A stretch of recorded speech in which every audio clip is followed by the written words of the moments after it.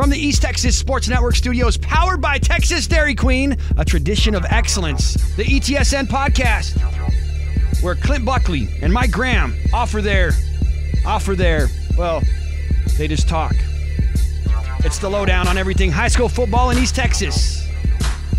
And now, Clint Buckley and Mike Graham. District play begins for East Texas's two 5A districts as well as a high-profile 8-3A Division II. We have tons to get to today. Welcome to the Week 5 edition of the ETSN.fm podcast. I'm Clint Buckley, and I'm joined as always by Mike Graham. What's up, Mike? Hey, I'm ready to get this going and see some games that count toward the playoffs. Well, let's get right down to it. We'll begin with District 15 5A. Through 3 games, all 8 teams have played 3 games so far. I have to say, the two teams that I feel the most confident about going into this thing right now are Longview and Marshall. Would you agree? Yes, absolutely. I think that they've got the best bodies of work against the best. Well, Longview definitely has the best schedule, and I think Marshall's done what it can against a schedule that was tailored for its needs last season. It's far better than it was last season. Wouldn't that be something if that matchup in mid-October over in Marshall ends up being for the district championship? I mean, these two rivals have played each other for over 100 years. It's the oldest rivalry in the state of Texas. And, Longview has dominated this series of late. Marshall's been kind of down as a program over the last decade or so compared to what it had been maybe in the 90s. But Marshall, I tell you what, they've been really impressive. And you mentioned the weak schedule, and I agree. They haven't played the competition that Longview has. I mean, Marshall's played Roy City, Crandall, and Arkansas High. Not exactly a murderer's row of non-district opponents, but to their credit, they've done what they're supposed to against that schedule. They've blown everybody away and really haven't been tested yet. I think they'll get tested this week. We'll talk about that in a minute. Longview, on the other hand, they're 2-1. Their 2 wins have come against Lufkin and against John Tyler.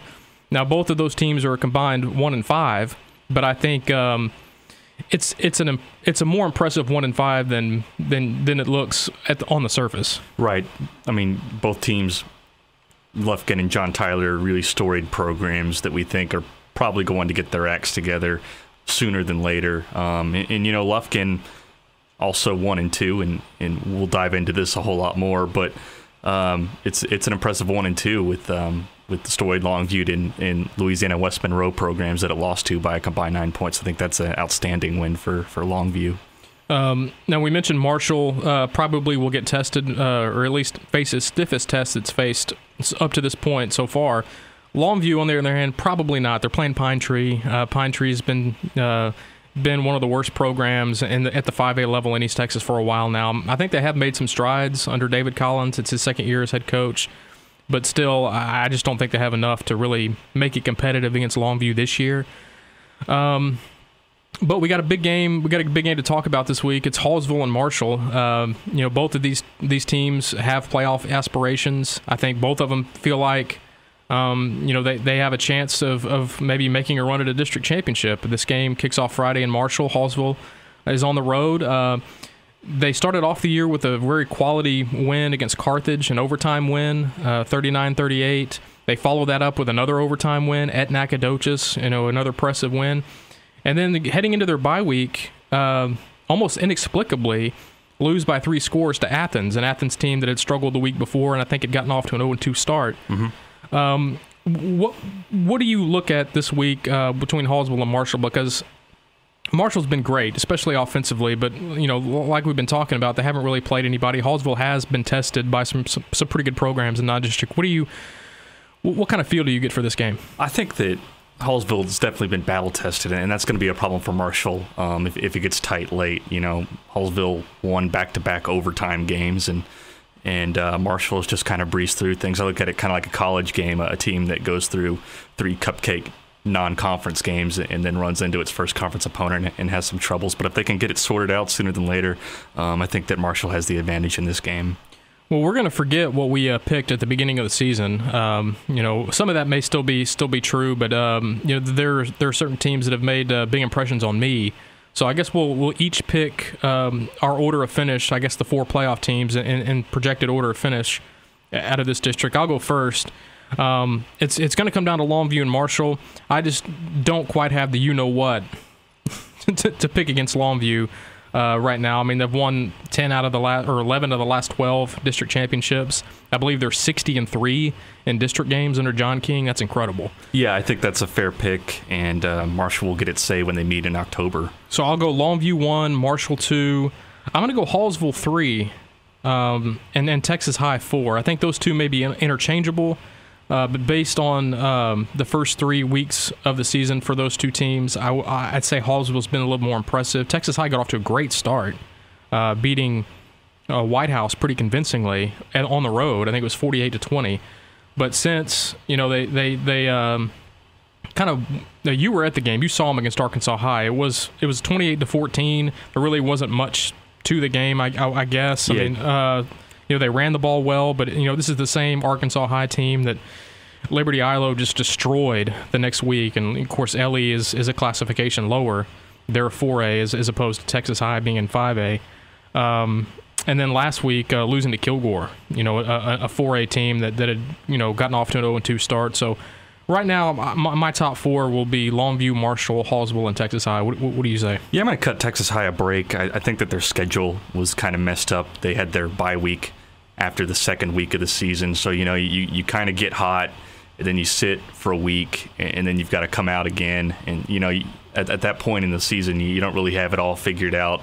So I'm going to chalk up that Kilgore loss to the bye week. So I've got Texas High ahead of Hallsville for third place. And then in first place, I've got Longview, and in second place, Marshall. But like I said, Marshall's going to get its say in October. Oh yeah, definitely. So we basically have the exact same four teams making the playoffs. It's just the order is just a little bit different. Now on to 16-5A. Wow. I mean, this thing looks like it could be completely wide open.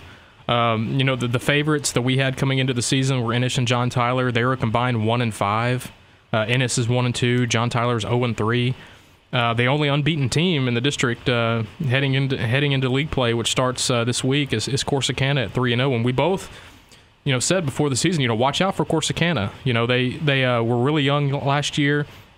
They had a couple of nice district wins a season ago, and we felt really good about some of the players they had coming back. They're 3-0, but right now, Ennis and John Tyler struggling there. I know that they played a difficult non-district schedule. But at the same time, I don't think either one of us expected these two teams to come into district play with those records. Yeah, John Tyler especially. In the preseason, we picked them to win the district over Ennis. And they have a lot of work to do, and they're going to have to get it figured out Friday against White House. White House is a team that struggled against Texas High, got blasted by Texas High in the first game of the season, and then really figured out things once they settled on quarterback Colin Bullard, and the offense seems to work well on him, and their defense seems to have turned a corner in the past two games too. So I think they definitely have a mental edge over John Tyler entering Friday's game. Not sure what to make of Ennis. Their two losses have come against Denton Geyer, a very close game. Geyer is one of the state's best programs. I think it was 22-19 or 22-18 or something like that. It was a really tight game. And then their other loss was a couple of weeks ago, their final non-district game that just got rolled a little bit by Waxahachie in a rivalry game. It's a Waxahachie team that Ennis handled last season. So, and we kind of figured that Ennis would take a little bit of a step back from last year's team. They lost some awfully good players off that state title team from a season ago. But who knows? I mean, when you have the two district favorites coming into the season sitting at 1-2 and 0-3, you know that we could be for a wild ride in 16-5A. There are a couple of really big games to keep an eye out for this week in that district. Right off the bat, Nacogdoches at Lufkin and White House at John Tyler. Let's start with Nac and Lufkin. You've seen this game the last 2 years, or last year you saw this game. Nacogdoches beats Lufkin for the second year in a row. You have to think at some point Lufkin's going to want to get that payback, right? I think so, and it could be this year because Nacogdoches' offense is a little off the mark so far. They're averaging 24.3 points in their ball games, and they've played two Class 4A teams. Granted, 2 strong Class 4A teams, but Right. 24.3 points, it just isn't going to cut it in District 16 5A when you've got Lufkin, which is explosive, and White House is explosive. John Tyler could be explosive. Just a whole lot of teams that can compete with them. In this particular game, I think that Nacogdoches has the strength in defense, but they're going up against a Lufkin offense that really showed what it could do at times, and all 3 of its game was exposed to plays, highlighted by coming back from a 42-3 deficit against Tyler Lee to win in overtime, 52-49. Like I said, Nacogdoches' offense is just going to have to step up in this game if they're going to win. Interesting fact about this game I've found in the past 2 years is Nacogdoches won these 2 past games and qualified for the playoffs, and that's been rare in their program history. So it's kind of their defining game. In both seasons, they've needed this particular win to make it to the playoffs off of tiebreakers, right, or the 1-game advantage, or whatever it may be. Because both times they beat Lufkin. I mean, Lufkin's made the playoffs the last 2 years as well. So, I mean, that suggests that NAC has maybe struggled and dropped a game maybe that they shouldn't have later on in district. And to get a win over Lufkin really kind of set the tone for them and put them on easy street, so to speak, if there is such a thing in this district. Yeah. But you mentioned Lufkin's explosive offense, and they're so young on that side of the ball. And you have to think with the bye week that they just had and the adversity and the quality of competition that they faced in non-district, Lufkin has a real shot at making a run for the district championship. And it'll be interesting to see what kind of statement they make right off the bat in the opener against a rival that's beaten them the last 2 years. Very interesting game. We'll be following this closely on Twitter Friday night. Should be a lot of fun. The other big 16 5A game was White House and John Tyler. I'll be at this game Friday night at Rose Stadium.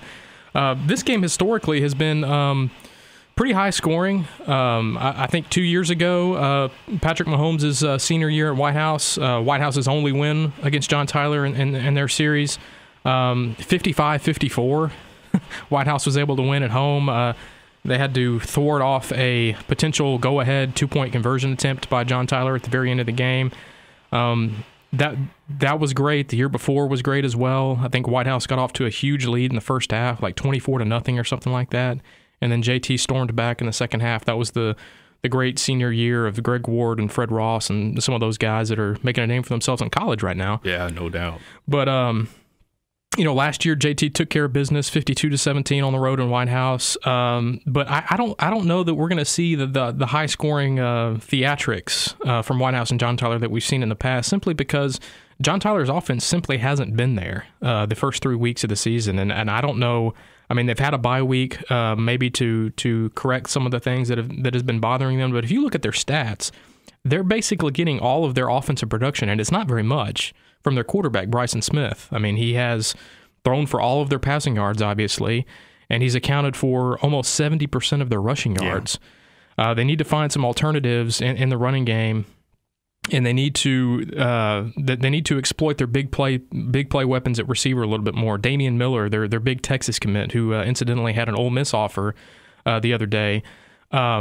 Just 7 catches on the season in 3 games, and that's been a point of emphasis this week. You got to get the ball to your best playmakers, and Damian Miller is obviously their biggest playmaker on offense.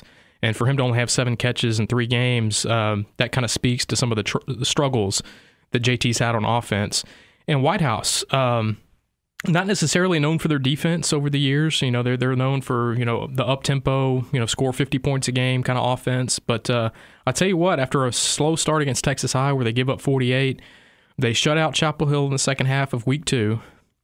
And then they're up 59-7 on Sulphur Springs at halftime the next week, and they end up giving 2 late touchdowns, I think, both in the fourth quarter to Sulphur Springs. So they've only allowed 21 points in their last 6 quarters.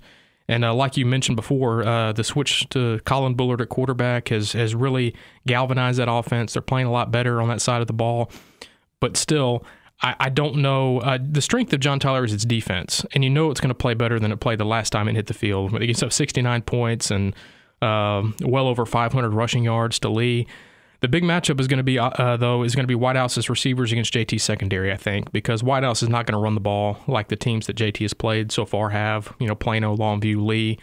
White House will pass the ball And this is the first time that JT has faced a predominantly pass-first offense this season. So I think the big key will be that matchup. But I can't get a read on this game. John Tyler is 0-3. They haven't been 0-4 since 2006, I believe, or 2007.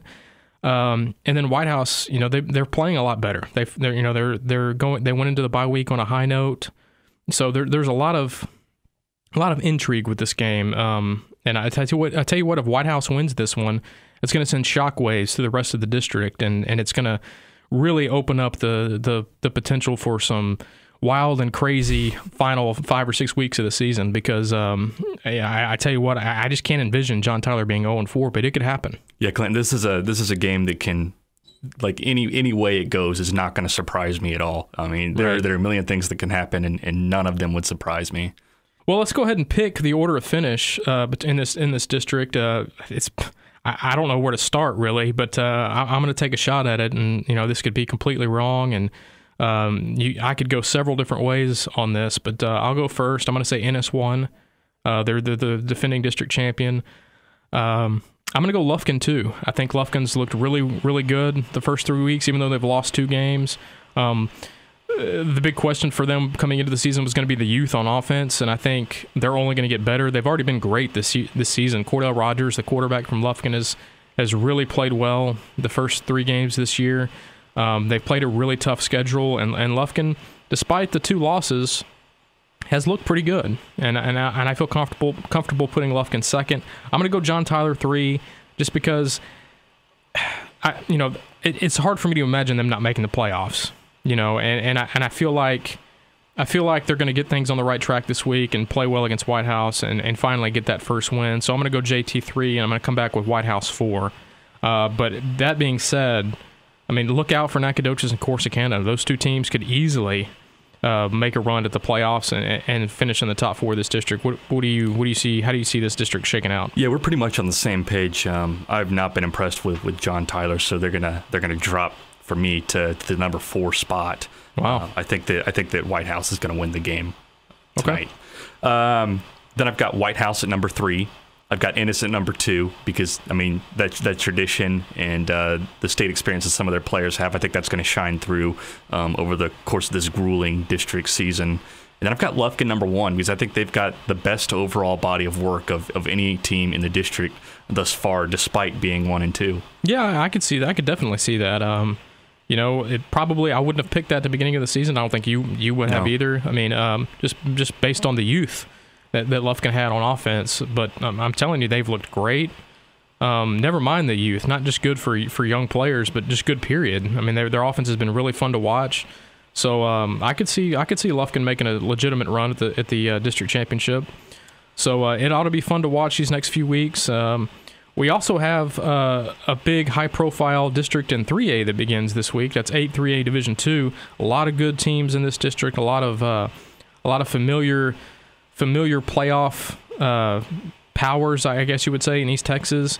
Wascom's unbeaten. They're the defending state champs. They're 3-0. But also 3-0 are Frankston and West Rusk, 2 teams that did not qualify for the playoffs last season. So those are the only 3 undefeated teams in this district. Beginning of the year, we were pretty much in agreement that the 3 teams that really were the class of the district were Wascom, Allegiant Fields, and Arb. Do we still feel that way? In ways. Obviously Wascom won the 2014 3A Division II championship, and you got to feel pretty good about what they've got, especially with all-state players, Mike Reason and Chan Amy in the lineup. Those 2 guys can kind of take over a game on this level. Where you only need about 5 amazing playmakers to really have almost a complete team. Elysian Fields, I was impressed with them when I got to see them against Mineola. I think that they're offensively sound and their defense might be even better than the offense. I don't think there's any question they're going to get in. But ARP was projected 3rd in most preseason publications. And I'm not sure about them because they're 1 and 2 right now. Obviously, they've played a tough schedule.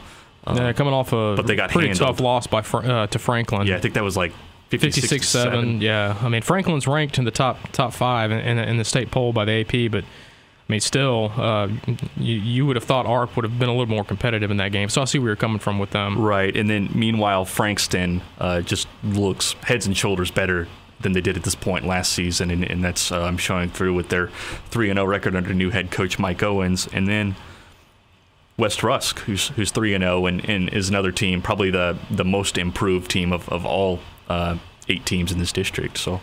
Well, I'm gonna go ahead. There's a lot to watch. Yeah, I'm gonna go ahead and pick who I think is gonna finish in the top 4 and grab these 4 playoff spots out of this district. I'm gonna go with Wascom 1. They've won several in a row. They're 3-0 this season after winning the state title last year. So I'll go Wascom 1. I'll go Elysian Fields 2. This is where it gets difficult. I still think ARP is a really quality team. I'm gonna put them 3rd. Just because I think they have good players. Dale Irwin, their head coach, has been there forever. They have continuity with the coaching staff. I think they'll get it turned around and fixed in time to make the playoffs once again and finish 3rd. And then 4th, I could go several different directions here. It's between Frankston and West Rusk for me. I'm going to go with West Rusk. They're 3-0.